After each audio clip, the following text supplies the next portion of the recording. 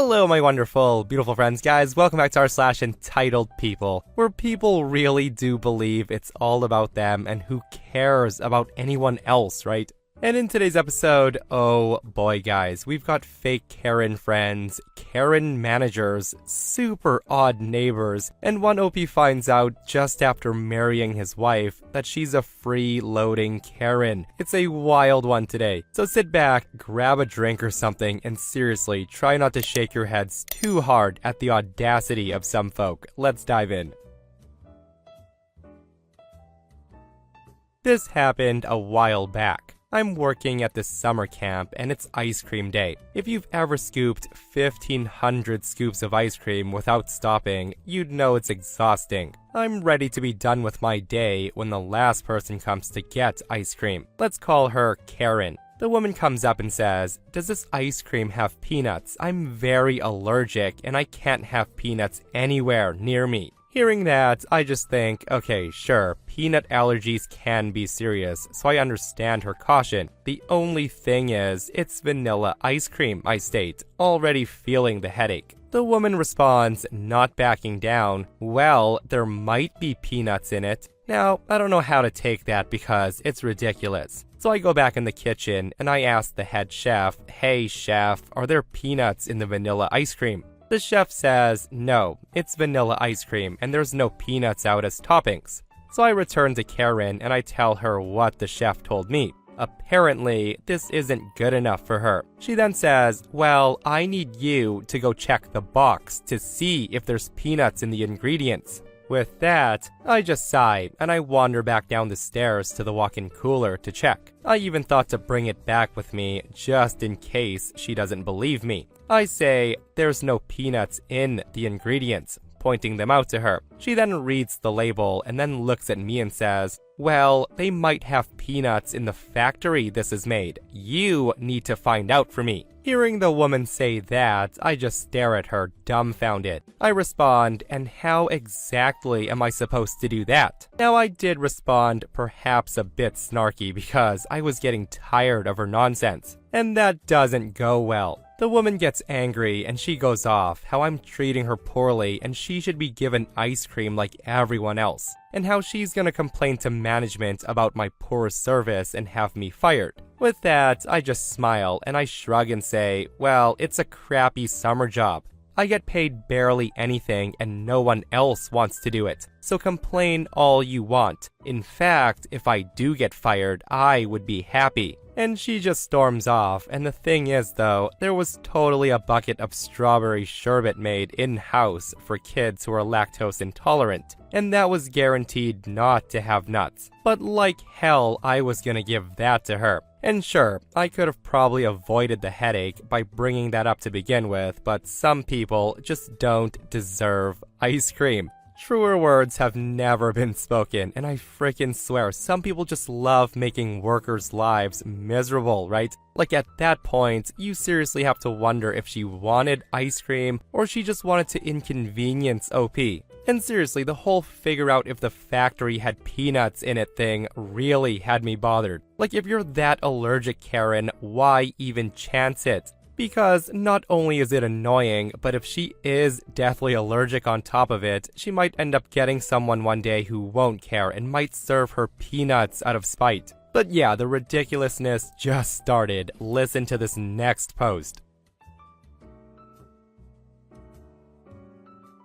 So I live in this townhouse complex where the walls are basically made of paper and the people are eclectic, to say the least. You know that one neighbor that everyone avoids because she's always barefoot, smells vaguely like incense, and she seems to talk more to her plants than actual humans? That's my next door neighbor who we'll call Moonbeam. The woman's in her late 50s and she wears tie-dye like it's a religion. One time, she told me my aura was, quote, too digital, whatever that means. Anyway, I usually sit out front with my laptop and phone, just doing my thing, minding my business. Apparently, that's when she decided that I was personally responsible for some of her houseplants dying. Last week, there was a knock on my door. I open it, and there she is, a potted succulent in one hand and a piece of paper in the other.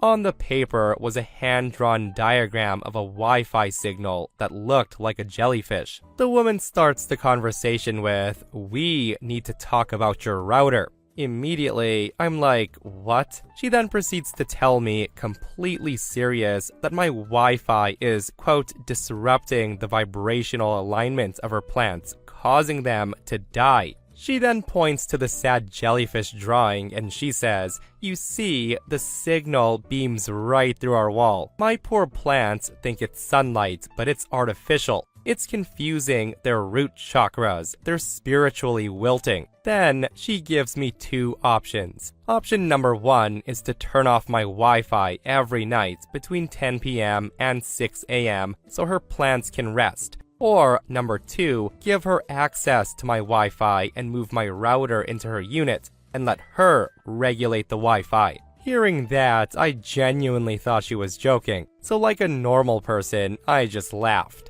which was a big mistake. Her eyes then went wide, like I just insulted her entire spiritual lineage. She then gasps and she goes, "You think it's funny? You're hurting my plants." I'm just standing there trying so hard not to lose it while she starts scolding me, telling me that I owe her new plants. She then storms off, clutching her plant like it's a wounded child. Now, every time I walk past her window, I swear she's glaring at me through her curtains. I've also started naming the plants in my head. The one she brought over is named Steve, and Steve's in trouble. So far, she hasn't followed up, but honestly, I'm half expecting a note taped to my door telling me that my Wi-Fi aura is toxic. Until then, I'm keeping my router exactly where it is, right next to the wall we share. If anything, I might upgrade to a stronger signal, for Steve's spiritual growth, of course. Listen, people's ridiculous antics never cease to amaze, hey? Plant chakras, guys. That's one I've never heard of. Also, you gotta love how she wanted access to OP's router to regulate the Wi-Fi.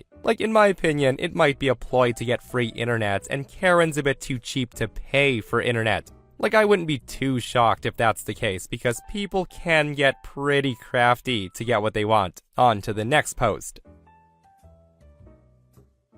Okay, so I just had to cut off an old friend that I rekindled with after I had my son. She has 2 boys, and her husband are separated, but they're still married legally and living together. Recently, we went to a fair where she expected me to pay for everything. Every time we've ever went anywhere, I would pay. The last time we went out, I suggested Applebee's because it's cheaper, suggesting that maybe she pay. She said she was expecting something more fancy, as if it was a date or something. I just laughed it off, and we went to Applebee's anyways.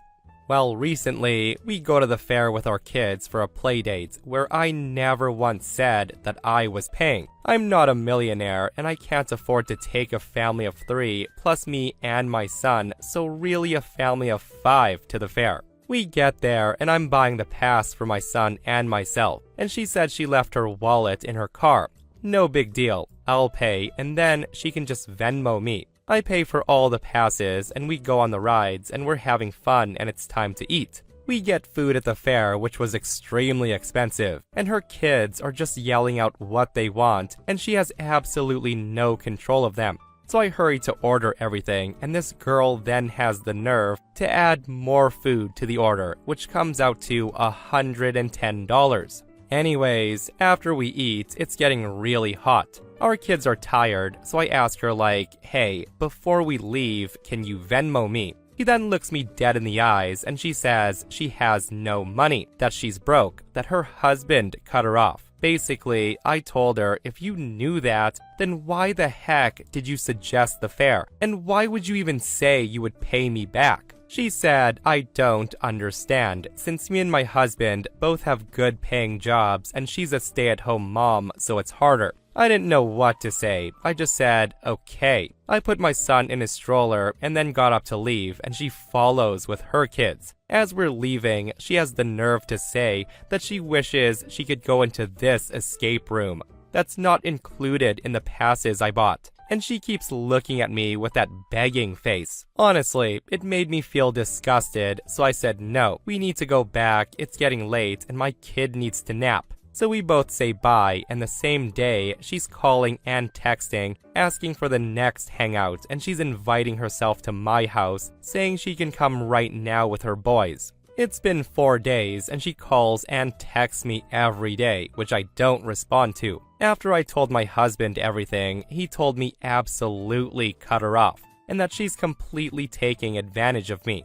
Update. So I texted her, and I said exactly how I feel, and said that she needs to pay me back. At that, she got mad, and I end up blocking her and not responding to her last text. And this is how the conversation went. I basically say, hey, I know you've been texting and calling to hang out and scheduling, but honestly, I'm not interested unless you can pay me back for the other day. I spent a lot of money and you lied to me and told me you would Venmo me. I feel like you took advantage of me and I would never do that crap to you. You're just assuming that we're well off because we both work, when in reality, it's because we have a budget.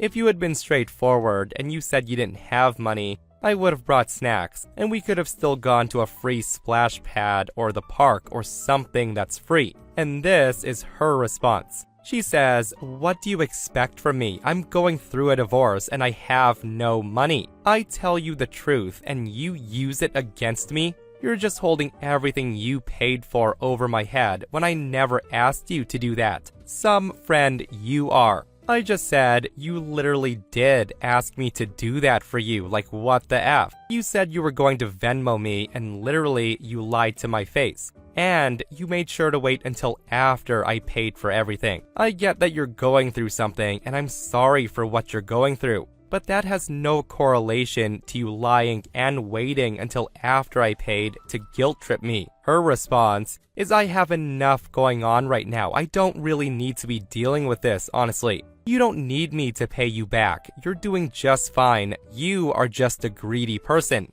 You literally have your husband paying for everything. You have no idea what it's like to struggle, and I'm struggling so bad right now. I never have money. That's when I say, you literally buy Starbucks every day and you still get your nails done. Her response is, I don't want to be friends with someone who's gonna hold everything over my head. You think you're better than me and you're not. I never should have told you anything about my marriage because clearly you don't care. I never did respond to her last text. I just blocked her. Yeah, I think that's a solid move right there, OP. Like, that's one less thing off of your shoulders, because honestly, who wants to hang out with a person who's always leeching off of you? And the entitlement is astounding, isn't it? I'm poor and you have a husband who will pay for your things, so you should treat me. How dare you ask me to pay you back? Again, I think we can all agree, goodbye and good riddance, Karen. And just from knowing people like this, I'm just gonna say that it's only time before she rekindles a friendship with another person who she'll then try the same trick on. And if you guys thought that was super entitled, listen to this next post where OP's wife betrays him.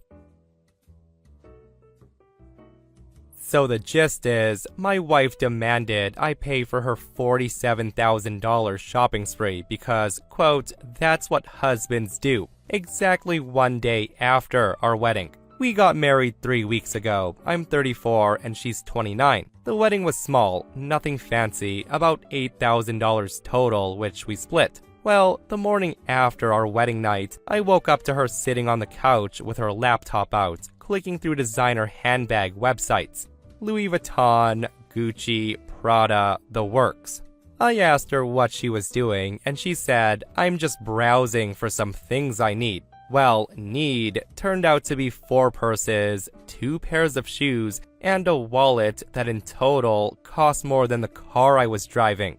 When I saw the confirmation emails on her phone later, the total was around $12,000 on my credit card. So of course, I confronted her that night and she got really defensive. She said, I'm your wife now, you're supposed to take care of me, that's how marriage works. I'm allowed to spend because this is our money now. I said that we both work and we both contribute. She makes decent money as a legal assistant and we've talked about finances before getting married. We agreed we would keep things mostly separate until we figured out a joint system. She then stared at me like I insulted her entire bloodline, and she says I'm quitting my job.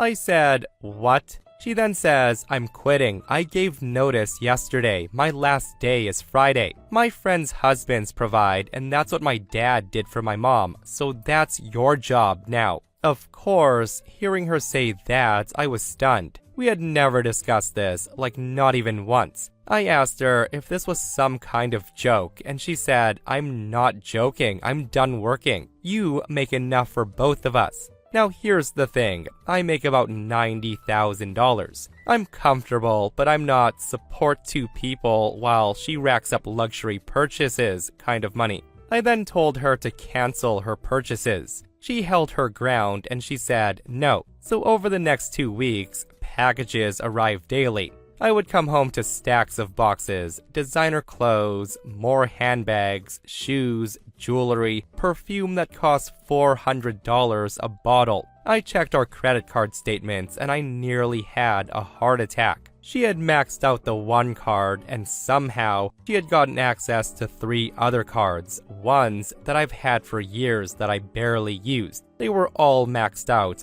$47,000 total.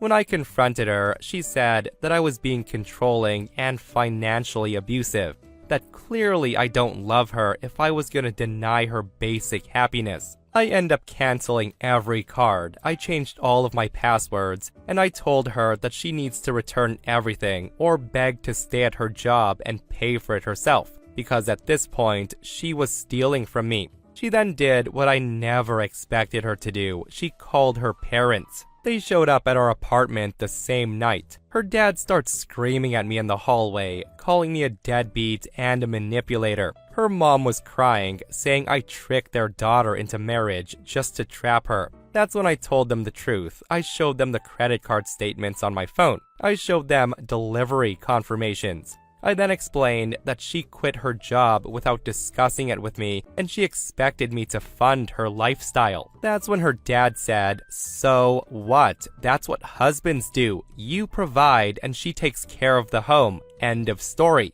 I just said she's literally spent the last 2 weeks shopping online while I work 50-hour weeks. They then called me a liar and I told them all to leave or I would call the police. They left, but my wife went with them. 2 days later, I get this message from her aunt. She said that she had heard I was abusing my wife and that the whole family was going to make sure that everyone knew what kind of man I really was. I just said, go ahead. So they did. They posted on Facebook how I was controlling, how I isolated their daughter, and how I was financially abusive. Her mom wrote a whole essay. I start getting messages from random people on Facebook calling me trash. So what I did was posted the receipts and explained everything. I posted every single credit card statement, every purchase, and a photo of the closet in our bedroom that was wall-to-wall designer handbags. And her family lost it. Her dad threatened to sue me, and my wife called me crying, begging me to take the post down.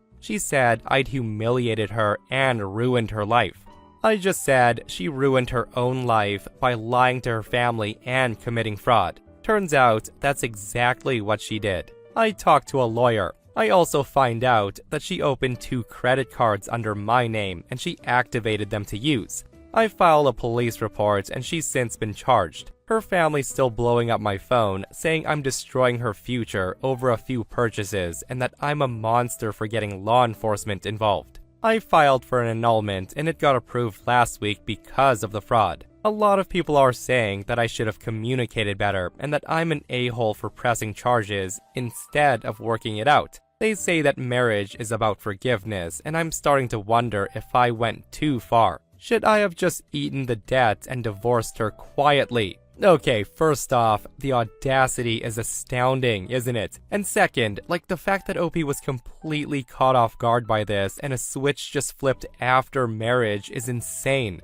And with it happening so fast, like you really have to question if she married OP out of love or the fact that she thought she could use OP and live a freeloader life. Like I just don't get what happened, guys, and honestly, OP's the only person that does truly have the answers. With that aside, the family not seeing anything wrong with this is a huge problem. Like, it seems like they raised her or may have brainwashed her to be a spoiled, entitled little princess. But yeah, spending $47,000 is insane, guys. Let me know your thoughts on this post. All I know is I would feel so betrayed if I was in OP's shoes. Because once you're married, like, that debt is joint debt. Like, do you want to eat and pay the mortgage? Or is all of our income going towards paying for these expensive bags? Like, finances is one of the top reasons people do separate. And I guess for OP's situation, maybe it is good to nip it in the bud before the wife really puts them in the hole.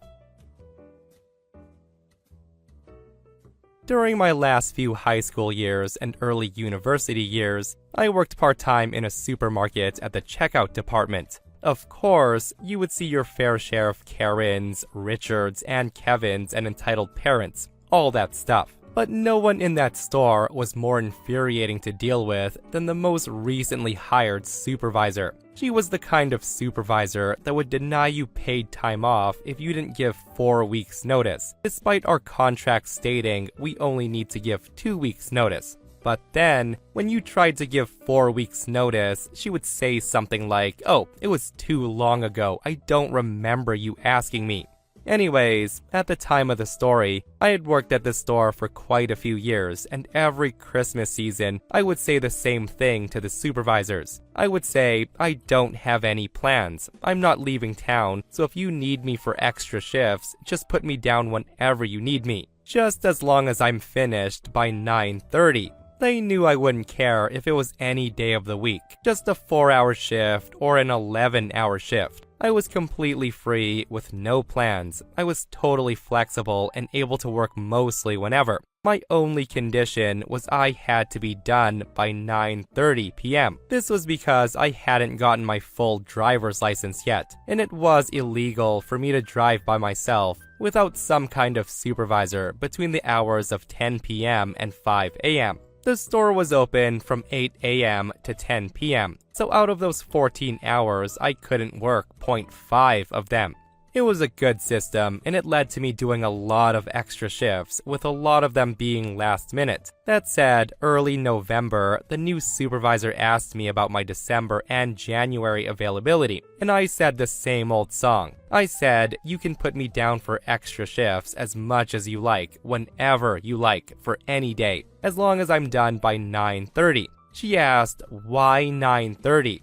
I then explained about my driver's license, and she just nodded and walked away. Mid-November rolls around and the December schedule is released. I was given plenty of extra shifts as per usual, but you might have seen this coming. I was scheduled for 6 days a week, which would have been all good with me, except for the fact that all of them ended at 10 p.m. So I found the supervisor as soon as I saw the schedule, and I reiterated that I can't work past 9:30 p.m. The conversation went something like this. The supervisor says, "But you can work until 10 p.m. 9:30 is pretty much the same thing." I respond, "I can't, or else I'll be driving illegally. I'm not gonna do that." She then says, "Yes, but there's plenty of other ways you can get yourself home." I say, "Like what?" She then says, "Like have your family pick you up. I don't know, take the bus, take a cab, I don't care." I tell her my family's out of town, and the bus, it arrives every hour, 10 to the hour. I'm not working until 10 and then waiting outside in the dark alone until 10:50. And I want to note, I was a 19-year-old female at the time. She then says, "What about Uber?" I tell her I'm not working all day just to spend it all on an Uber to get home. She then says, "Well then, you need to find someone to fill in those shifts for you." I respond, "No, according to my contract, I don't." She then stops me right there and she walks away saying, "I'm the boss, do as you're told. Find a way to work those shifts or find somebody to cover." I'm just left there speechless. Later that same shift, when she was the only supervisor around, she left me completely out to dry with a horrible customer who couldn't use the self-service checkouts to save his life. And the guy took it all out on me. We've all seen horrible people like that, but this guy in particular was so bad that coworkers, even those from different departments, kept coming up to me asking if I was okay after dealing with that guy. But not my supervisor though. After I got home that day, I was done. I sent out CV after CV on job websites. My mentality was, if I'm gonna get paid minimum wage, I might as well do it somewhere better. Within a few days, I had a retail store asking me to come in for an interview. Within the next week, I had that new job lined up, ready to go. So I went back to the supermarket on my next shift and I handed my 2 weeks notice. All of my supervisors were gutted that I was leaving. And I'm not saying that I'm some star employee, but I was always taking on extra shifts, barely took sick leave, and I would do a lot of jobs that people wouldn't do. I was also gutted that I wouldn't be working with them anymore, but working with that one Karen supervisor hurt more than working without the others. The day I handed my notice, the Karen wasn't working. I didn't see her until a few days later when she stopped me near the back of the store, around a few other coworkers. I'm guessing she wasn't too happy that she just lost a de facto full-timer just before Christmas rush. She seemed a bit flustered, but she still had that fake smile on. She said, "So, I heard you're leaving soon." Cheerfully, I say, "Yep, just under 2 weeks." She then says, "But you've worked here for quite some time. Any particular reason why you're leaving so quickly?" And with the biggest grin that I've ever had on my face, I tell her, "I told you why. I'm not working those 10 p.m. shifts." And let me tell you, it was beautiful. Within a split second of me saying that, her smile dropped, and she just stared at me speechless, and this time, it was my turn to just walk away. Guys, like I've said before, you don't quit bad jobs, you quit bad management. And the fact that OP quit all because of a half-hour difference that an entitled stuck-up boss wouldn't budge on is such a power move. Way to show her who's boss, OP. And this person shares a comment that says, "So this is a story about my manager from hell that I think you'll enjoy. I had a very long commute to work, and some days, when I was working late, I would take an Uber home rather than go through the pain of changing several trains. It was expensive, but comfortable. To keep track of how much I was spending on Uber, I had a separate bank account that I would only use that account to pay Uber. In those days, my manager and I were still on good terms. She got to know during one conversation that I only made online payments to Uber and I rarely carried cash on me, so she decided to take advantage of this. And one day, she pretended that she lost her phone and she needed to book a cab for her father, so could I book it for her? I, of course, obliged, not telling her that I had opted for payment in cash rather than online payment while confirming the booking. It turned out to be a good thing that I made the switch because she kept the cab for 6 hours and she proceeded to roam all over the city. The next day, she asked me why I didn't inform her that the payment was in cash. I showed her the map of the route she had traveled and the time the cab stayed with her. She had nothing to say about that, so yeah, you're really not as smart as you think when you're a boss. Ain't that the truth? And what a nasty piece of work that boss was, assuming that OP would pay for her whole day of Uber rides. Like, what in the world? And that, my friends, is r/EntitledPeople. Guys, I hope you enjoyed today's stories. If you did, hit that thumbs up. And if you're not subscribed, consider subscribing so you don't miss these crazy stories. And if you missed the last episode on the channel, it's an r/malicious compliance episode, where psycho bosses are also getting taught lessons they won't forget. Guys, go check it out if you haven't. And myself and Stevie Boy will see you guys in the next one. We love you.